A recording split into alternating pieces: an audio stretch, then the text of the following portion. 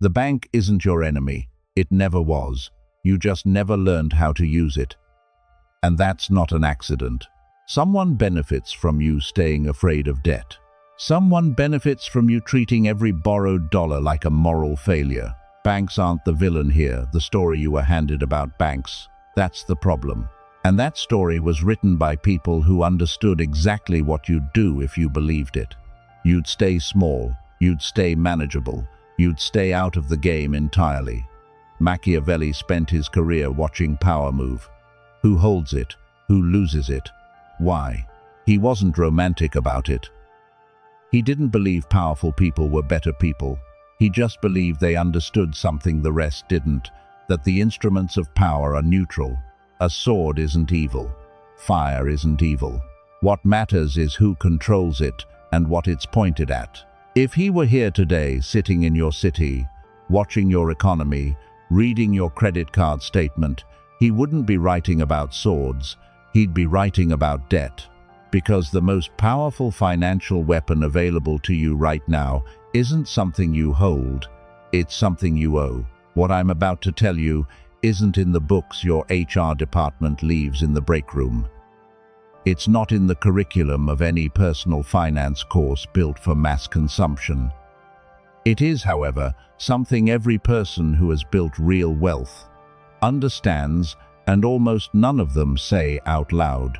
Not because it's illegal, not because it's secret, because if everyone understood it, the advantage disappears.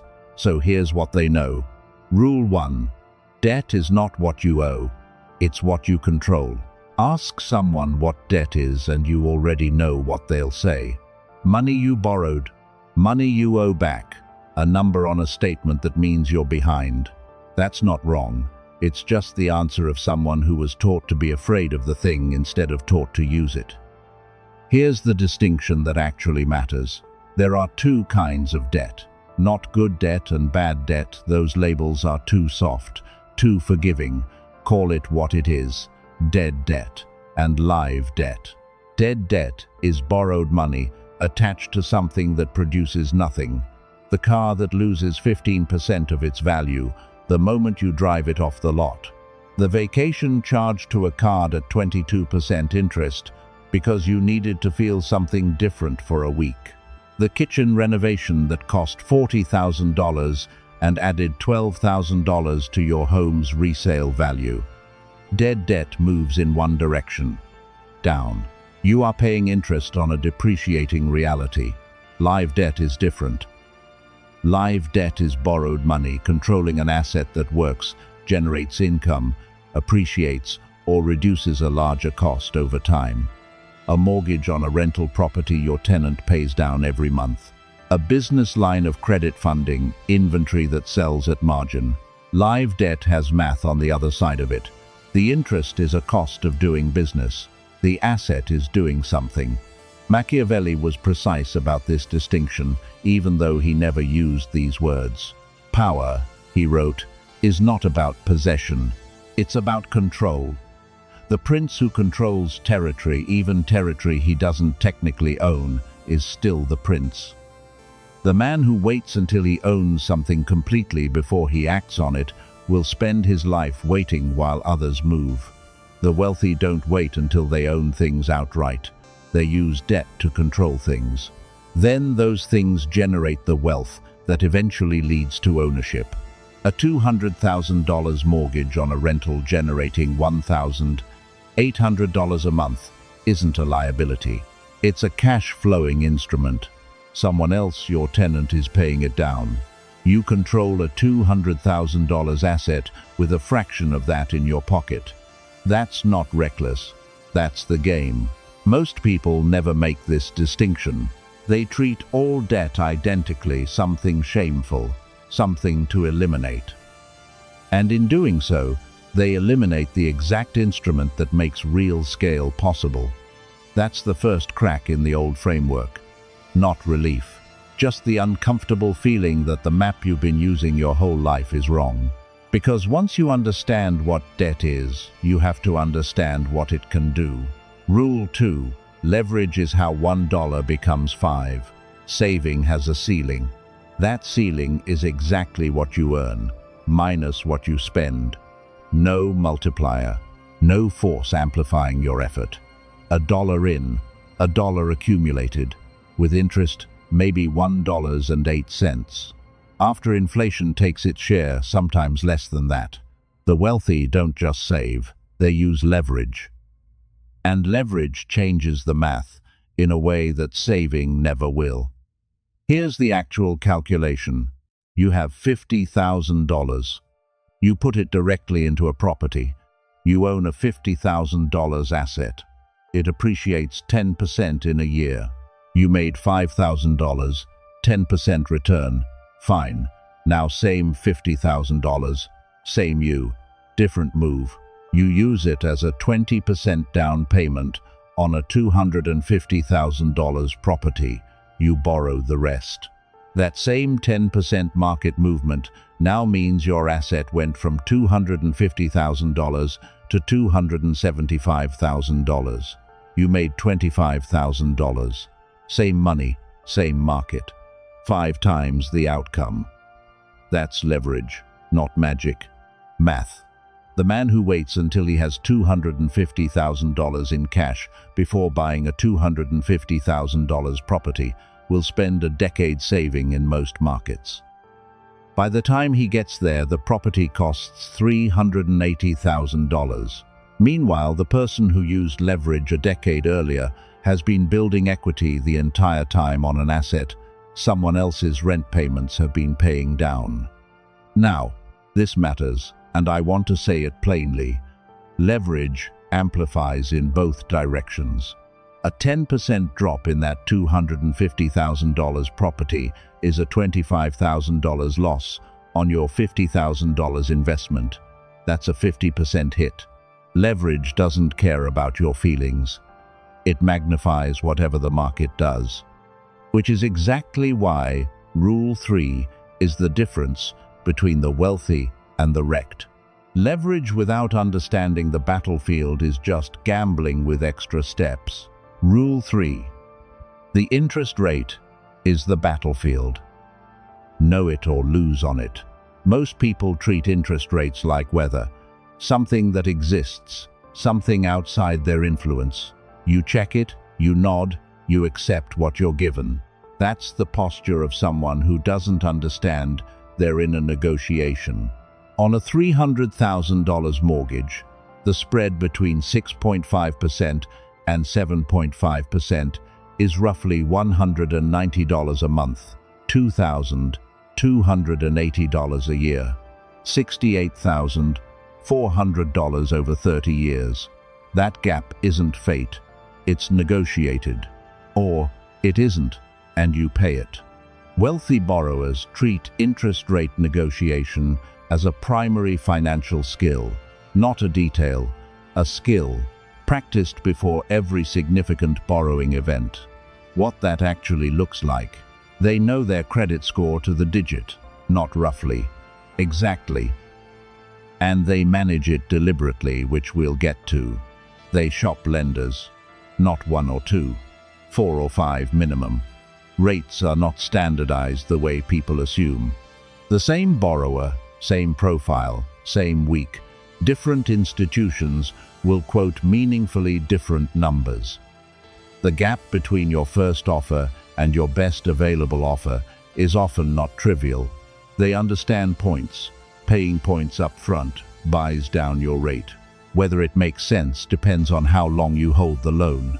If you're borrowing for 10 years and $3,000 up front saves you $80 a month, you break even in less than 4 years and save money for the remaining 6.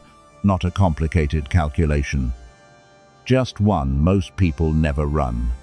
Machiavelli wrote that the prince who allows others to set the terms of engagement has already lost the initiative. Every negotiation is a contest for position. You can enter informed or uninformed. The interest rate is not weather. It is a number that reflects how much preparation you brought to the table. You now understand the battlefield. But the wealthy don't just borrow smarter, they borrow for entirely different reasons than you've been taught to. Rule 4. Borrow to buy what produces. never to buy what impresses. This rule sounds obvious. It isn't, because the pressure to use debt for status isn't loud. It doesn't announce itself. It's ambient. It's in the parking lot of your office. It's in the Instagram feed you scroll at 11 p.m. It's in the offhand comment your brother-in-law makes about his new truck. The pressure doesn't feel like pressure. It feels like normal. And the credit system is engineered to meet you exactly there. Swipe now, feel it today. Deal with it across 36 monthly statements. Machiavelli saw this trap clearly, not in credit cards, obviously, but in the princes who spent their treasuries maintaining appearances while their actual power eroded underneath them. He was specific about it. The appearance of strength matters. Image is a real instrument. But the prince who confuses performing power with holding power eventually has neither. Impression is a tactic. It is not a strategy. And when you fund the tactic with borrowed money, you're paying interest to feel like something you aren't yet. Here's the number that makes this concrete. The average American carries around $6,500 in credit card debt. Average APR on that debt runs about 22%, at minimum payments that balance takes years to eliminate and costs nearly double the original amount before it's gone. Most of it, not some of it, most of it traces back to consumption. Meals, clothes, electronics, trips, things that produced a feeling, not a return. That same $6,500 sitting in a tax-advantaged account, compounding at a conservative 8% annually, becomes roughly $30,000 in 20 years. Without adding another dollar, the debt didn't cost $6,500. It cost $30,000. That's the real price, not the balance. The future the balance consumed. The wealthy aren't immune to wanting things. They want the car, they want the trip. But they run one filter before they borrow for anything. Does this produce or does this impress? If the honest answer is impress, they pay cash or they don't buy it. They do not borrow for it. Because borrowed money has a cost, and that cost only makes sense when the asset on the other side earns more than the cost itself. Here's where it shifts. Because Rule 5 isn't about what you buy with debt, it's about what you avoid paying because of it. And this is the part of the conversation that almost never reaches the people who most need it. You now have the mechanics, leverage, the battlefield, the difference between debt that builds and debt that bleeds. What comes next operates at a different level. This is where debt stops being a borrowing strategy and becomes a tax strategy. This is where the rules shift from how to borrow better to how the wealthy use the system's own design against itself. If you've been watching this thinking, I understand the concept, but what's the actual move? The next 3 rules are the move. Rule 5. The wealthy use debt to defer, tax legally and deliberately. Here's something the tax code does that almost nobody talks about in plain language. It punishes selling. Not borrowing, selling. When you sell an appreciated asset, stock, property, a business stake, the government takes a cut of that gain, capital gains tax. Depending on your income and how long you held it, that rate sits between 15% and 20% federally for most people. Add state taxes and it goes higher. So, you have $500,000 in appreciated stock. You need $100,000 a down payment, a business opportunity, something that won't wait. The obvious move is to sell enough shares to raise the cash. Here's what actually happens when you do that. You trigger the tax event immediately. On $100,000 in gains, you could owe $15,000 to $20,000 in federal capital gains tax before your state takes its share. That money leaves. It doesn't compound. It doesn't come back. Gone paid to the IRS in the year you sold, and your position is smaller. The shares you sold are no longer working. Now here's what the wealthy do instead. They borrow against the asset. A securities-backed loan, sometimes called a portfolio line of credit, lets you use your investment holdings as collateral and access cash against them. Typically, 50% to 70% of the portfolio's value, depending on what you hold and who you work with. The rate on these loans often runs significantly below consumer debt, sometimes 4% to 6%, depending on conditions and your relationship with the institution. You access $100,000. Your position stays intact, continuing to appreciate, continuing to compound. You pay interest on the loan. In many cases, that interest is deductible against investment income, and you owe zero capital gains tax because you didn't sell anything. The asset keeps working. The cash is in your hands. The tax event never happened. This is not a loophole, not a gray area, not something that requires a team of lawyers and an offshore account. This is the designed behavior of the tax code for people who read it carefully. The code distinguishes between a realization event selling and a borrowing event. Borrowing is not income. It is not taxed. That distinction exists in black and white, and the wealthy have been using it for decades. The strategy even has a name in certain financial circles. Buy, borrow, die. You buy appreciating assets. You borrow against them to fund liquidity without triggering taxes. And when you die, your heirs receive those assets at a stepped-up cost basis, meaning the accumulated gains may never be taxed at all. I'm not telling you to optimize for death. I'm telling you, the mechanism borrowing against appreciated assets instead of selling them is available to anyone with a meaningful brokerage position and the awareness to ask their broker about it. Most people walk past this door their entire financial lives, not because they couldn't open it, because nobody told them it was there. Machiavelli's principle holds exactly here. The prince does not fight on the battlefield his enemy chose. When one door is taxed, the sophisticated operator finds the door the code left open, not by breaking rules, by reading them more carefully than everyone else in the room. Rule 6 brings this back to something you can use this week. Regardless of where your portfolio sits right now, RUL 6, your credit score is a weapon. Treat it like one. Most people experience their credit score the way they experience a report card. Something that measures them.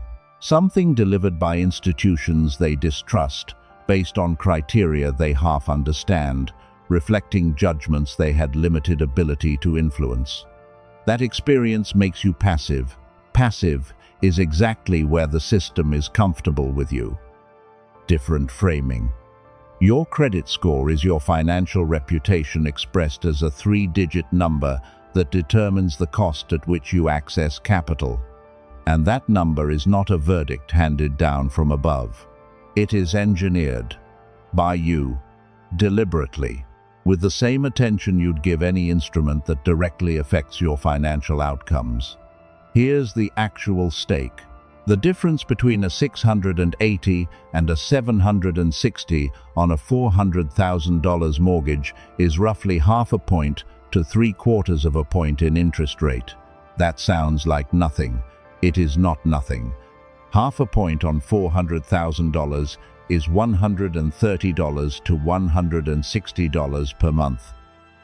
Over 30 years, that's $46,000 to $57,000 paid or saved based entirely on a number you can control, not the economy, not your industry, not your boss. A number you control. Here's how wealthy borrowers engineer it. First lever, utilization. The ratio of your current balance to your total available credit. The scoring model rewards you for using less of what's available. The target isn't under 30%, that's what general advice says, because it's safe enough to be harmless and not good enough to be useful. The target is under 10%. Someone with $20,000 in available credit carrying a $1,000 $500 balance, sits at 7.5% utilization. That profile scores meaningfully higher than someone carrying $5,000 on the same limit. Same income, same history, different number. Second lever, age of accounts. The model rewards the average age of your credit history. Every time you open a new account, that average drops. Wealthy borrowers don't chase sign-up bonuses with new cards 6 months before a major borrowing event. They freeze their credit profile, no new accounts, no hard inquiries in the 12 months leading up to anything significant. Third lever, hard inquiry timing. Every lender pull is a small, temporary hit to your score. Multiple hard inquiries in a short window signals financial stress to the model, even when you're just doing what you should be doing, which is shopping your rate. The exception: most models treat multiple mortgage inquiries within a 14 to 45 day window as a single inquiry. Rate shopping within that window costs you nothing. Use it. None of this is complicated. It is just deliberate. Consistently, boringly, deliberate. Machiavelli wrote that information about you is leverage over you. Your credit profile is the financial world's file on you. Every lender who pulls it is forming a judgment. The question is whether you shaped that judgment in advance or let it form on its own and then complained about the result. The wealthy shape it, every time, in advance, not because they love credit scores, because the credit score is a cost lever on every dollar of debt they deploy. And they deploy a lot of it. You've built the weapon. Rule 7 is the one that asks the most of you. Not in terms of complexity, in terms of honesty. It asks you to look at something you've probably called a virtue your entire adult life and see what it's actually cost you. Rule 7. The person who never borrows is not safe. They're just losing slowly. I want you to picture someone. Mid-40s. Stable job. Decent income. Never missed a payment in their life because they barely borrow at all. They have a savings account they're proud of. They drive a car they own outright. When friends talk about mortgages and investment properties and leverage, they get quiet, or they say something like, "I just don't believe in debt." From the outside, this person looks responsible. From the inside, this person is bleeding, slowly, in a way that won't become visible for another 15 years. Here's what I mean. $100,000 in a high-yield savings account at 4.5% annual return, in an economy running 3% to 3.5% inflation, gains approximately 1% to 1.5% in real purchasing power per year. That's not nothing, but it's close. After 20 years, that $100,000 has grown to maybe $145,000 in nominal terms. In real terms, what that money actually buys in that future economy, the gain is a fraction of what the number suggests. Now run a different scenario with the same $100,000. You use it as a 20% down payment on a $500,000 income-producing property. Conservative appreciation 4% annually, below the historical average in most US markets. After 20 years, that property is worth roughly $1,095,000. Your mortgage has been partially or fully paid down by rental income over 2 decades. You've received cash flow the entire time. And your original $100,000 participated in the growth of a $500,000 asset, not a $100,000 one. The person in the savings account didn't avoid risk. They chose a risk, a specific one, the slow, invisible, socially acceptable risk of inflation, quietly consuming their purchasing power while they felt responsible for not having debt. That feeling of responsibility, that's the mechanism, because the feeling is real, genuinely real. There is something that feels correct about owing nothing to anyone, something that feels like integrity. and I'm not here to take that feeling apart for sport. But feelings and outcomes are different things, and at some point you have to decide which one you're optimizing for. Machiavelli had a passage about this, not about debt, but about preparation and inaction, that maps onto this exactly. He wrote about fortune like a river. When the weather is calm, nobody builds levees. When the river floods, everyone suffers and blames luck. But luck wasn't the problem. The problem was the calm that was mistaken for safety. The person who never borrows has built no levees. They didn't engage with the river during the calm. They stood on the bank feeling wise about not getting wet. And when the flood comes, inflation, a job loss, a medical event, an industry that contracts, they have no deployed assets generating income, no equity working in the background, no leverage that's been quietly building wealth while they slept, just a savings account and a feeling. I want to say something directly here because I think this rule gets misread. I'm not telling you to go into debt. I'm not telling you to leverage yourself into a position you can't manage. I'm not telling you that borrowing is always the answer or that caution is always wrong. I'm telling you that in an inflationary economy, with a functional understanding of leverage, a strong credit profile, and assets that produce strategic debt, is not the opposite of financial security. For a lot of people, it is the path to it. And the refusal to engage isn't neutrality, it's a position with a cost. The only question is whether you're calculating that cost consciously or just not calculating it at all and calling the ignorance a virtue. You've been playing defense your entire financial life. Defense doesn't build anything. It just makes the loss slower and quieter and easier to live with until it isn't. Close. Let me tell you what this video was actually about. It wasn't about debt. Debt is just the instrument, the mechanism, the thing you borrow, and the number on the statement. That's not what we've been inside for the last 35 minutes. What we've been talking about is risk. Specifically the version of risk you were handed, and the version that was kept from you. You were taught that risk looks like borrowing. That risk looks like the person who takes the mortgage, uses the credit line, deploys leverage, while everyone else waits and watches and saves. That person looks reckless from the outside, and when things go sideways for them, sometimes they become the cautionary tale. See? That's what happens when you reach for more than you have. But nobody tells the other story.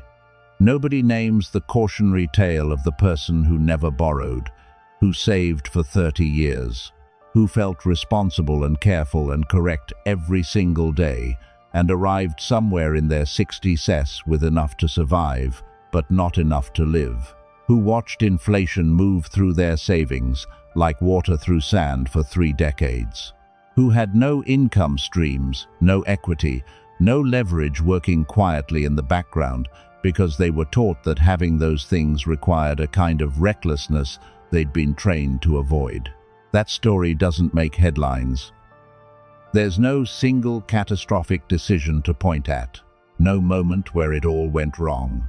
Just a slow, quiet, invisible loss spread across decades, dressed in the feeling of doing the right thing. Invisible, until one day, it very suddenly isn't. Both people took risks. One took visible risks. Risks they could see, name, calculate, and manage.